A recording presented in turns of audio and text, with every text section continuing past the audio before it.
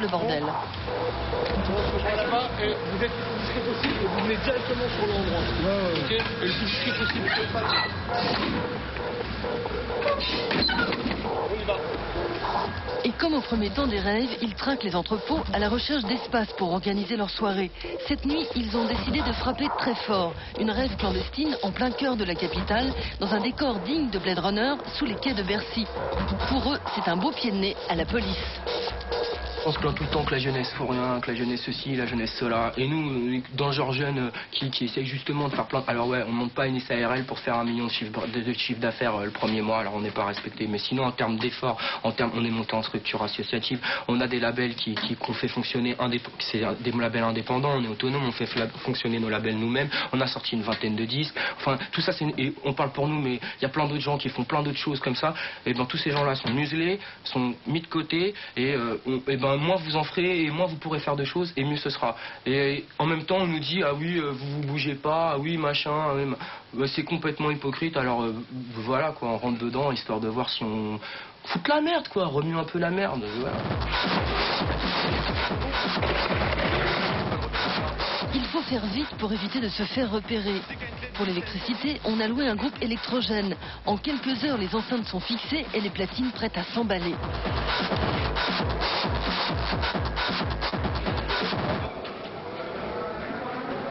Le son underground se fabrique dans les sous-sols parisiens. Ex-membres des VRP, groupe alternatif des années 80, les Pushy sont aujourd'hui à la pointe de l'avant-garde électronique.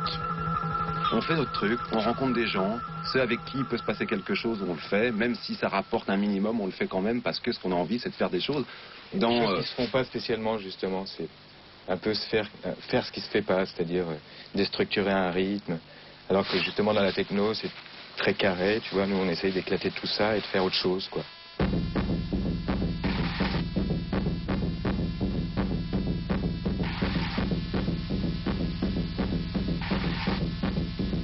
Nous on fait rien contre les gens, on fait notre musique et finalement on nous la classe dans l'underground, donc on subit. Disons qu'on ne fait pas non plus grand-chose pour arranger notre musique et qu'elle devienne médiatique, quoi.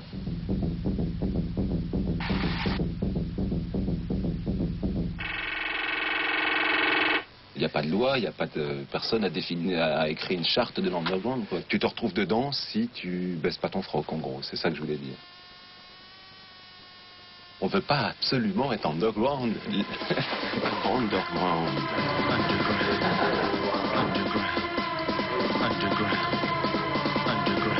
À Musique Underground, lieu de distribution parallèle. La musique de Pushy est distribuée dans ce kiosque à journaux du 18e arrondissement de Paris, surnommé Éclectique.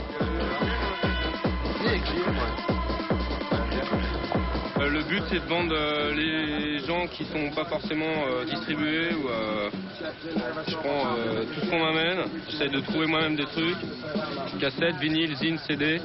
J'essaye de rassembler un maximum de fanzines vu que c'est un kiosque à journaux, donc je fais ça par passion parce que ouais, ça fait un moment que j'écoute de la musique électronique, j'aime ça, ça change de vendre Gala ou Voici. Objet fétiche de l'underground, le vinyle. Tiré à très peu d'exemplaires, ces disques sans label, aux pochettes vierges, sont diffusés par quelques rares magasins de disques. On se spécialise dans le vinyle qui est le support le plus chaleureux, le plus pratique pour mixer finalement. Mais les 3/4 des productions ne sont pas du tout déclarées. Il n'y a aucun droit d'artiste dessus. Ça reste donc à 500 copies généralement, donc extrêmement limité. Et la SACEM ne peut pas contrôler tous les produits qu'on a de toute façon. À la fois DJ, organisateur de free parties et membre de l'organisation de la Technoparade, Kraft fait le grand écart entre l'underground et le mainstream. Contrairement au pur et dur, il n'a pas peur de la récupération médiatique. J'ai pu faire passer Manu le Malin à 10h du soir sur Énergie à samedi, et je veux dire qu'il n'a pas fait de cadeau. Il a même été avec ce qu'il avait de plus couillu dans son bac, et je trouvais ça bien qu'il disait Manu à 22h un samedi soir, qui jouait du gros hardcore à 200 BPM. C'est là, on a enfoncé une barrière, donc récupérons la récupération si tu veux. On serait commercial, on ferait techno musique, connexion, ou les conneries de compile que t'as dans les bacs de la Fnac, tu vois. Vous voyez Bercy Expo là-bas? Ouais. La fête, c'est sous Bercy Expo, dans la gare de fret de Bercy.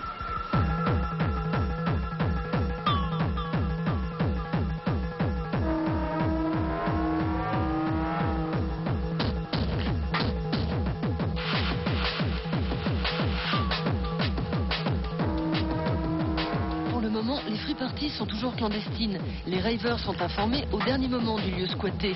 1 kilomètre à pied, un coup de tampon et ils pourront danser jusqu'à l'aube au son des BPM les plus extrêmes. Ce soir-là, ils étaient 4000, la police n'est pas intervenue. Tapis dans les dédales des grandes capitales européennes, l'underground n'a pas fini de faire brûler le cœur de la techno.